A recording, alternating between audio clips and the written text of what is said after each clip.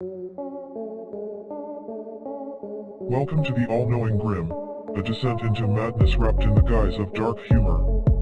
Here, laughter echoes through the void, twisted and frayed at the edges, as Grim unveils tales of the macabre, the absurd, and the downright unsettling.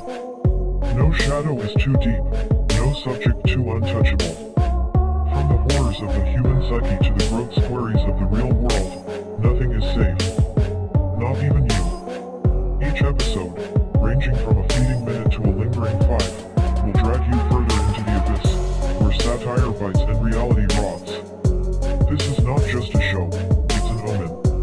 And once you've entered Grimm's domain, there's no guarantee you will leave unscathed.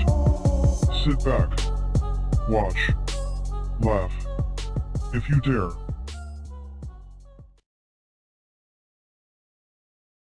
It's time I tell you something about me that no one knows. The subway tunnels of New York had long gone quiet for the night. No rats squeaked, no wind howled. Only the faint echo of fluorescent lights buzzing above, and the soft scrape of bone on concrete. There, in the shadows between two long-abandoned platforms, sat a cloaked figure draped in a coat of midnight itself. A scythe leaned against the tiled wall beside me. My hood obscured most of my face, but a dim glow pulsed where my eyes might have been, two orbs that had seen the beginning and will see the end. This was the all-knowing Grim. And tonight, even I, was tired. I spoke aloud, though no one was there to listen. Not really. I am just so damn tired. The voice was older than time, deeper than sorrow, but it cracked slightly, like a tired vinyl record spinning its final rotation. You might think the all-knowing Grim would never tire. After all, I had danced through centuries, waltzed with plagues, toasted with gods, bartered with demons, and even once, just once, played poker with Elvis and lost. He still insists it was rigged. But tonight wasn't about stories. Tonight was about weight. The weight of all I had witnessed. The wars. The heartbreak. The dying wishes I could never grant. The moments I saw souls fracture and fade. For every soul I reaped, a sliver of their final emotion stuck to me like ash.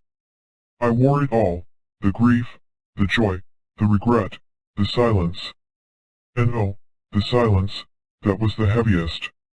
I looked down at the soul in my hand now. A child, barely 6, who had whispered, "Is it okay to be scared?" before closing her eyes forever. I had told her yes. Because even Grim knew that fear, in its truest form, meant you had something you loved enough to lose. I leaned back against the cold wall and let the scythe fall beside him with a clang. "They all think I'm this mighty being," I said to the flickering lights. "The all-knowing. The immortal. The thing that cannot be bargained with." I paused. But no one ever asks if I'm okay. Not once. Not in all the ages. The silence answered, as silence always does. Suddenly, a breeze rushed through the tunnels, not of wind, but of memory.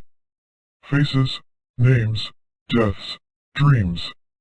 A never-ending film reel of humanity's fragility and brilliance spun around me, as if mocking me for feeling anything at all. I slammed a skeletal fist into the wall, cracking it. I don't want to know everything anymore. I don't want to feel everything. But I do. That's the curse of being all-knowing. You can't unknow pain. You can't unsee a goodbye. I stood. Slowly. Weary. As if every soul I'd ever touched weighed on my back. I picked up the scythe, its blade now dull with sorrow.